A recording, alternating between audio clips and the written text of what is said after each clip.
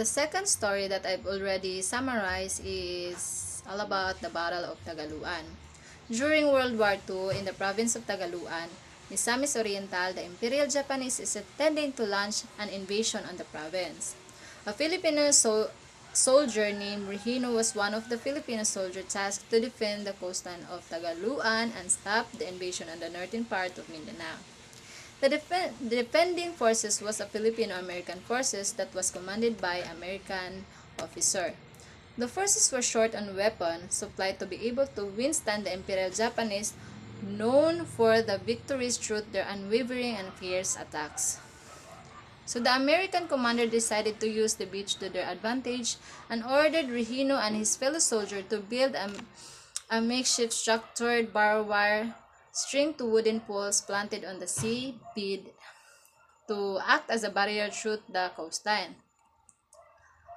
The commander just wanted to put up good fight, knowing the plant isn't enough to stop the Japanese forces. The time of the invasion, it was a chilly night, and Regino was in a foxhole with his fellow soldier. He was contemplating to what happened to him and his family if he was captured. Though frightened since this is his first time to encounter the Imperial Japanese forces, hardened his conviction and gripped to his gun ready to face the impending invasion. Few hours later, past midnight, Regino spotted the silhouette of the enemy warship. The forces was on alert and Regino put his grip on his machine gun. The warship started the barrage of artillery on the beach line. Regino and the rest of the defending forces could not return fire since they are limited of ammunition. Luckily, as the bombardment died down, Regino Foxhole was not hit by the previous fierce barrage of bombardments. But it was also the signal which the enemy forces is going to land.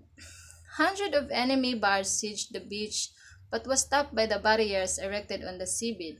This resulted halt the siege and the defending forces to counterattack. The counterattack was successful. Many soldiers from the enemy soldier perished, and Regino with his fellow men have a sigh of celebration with the triumphant defense.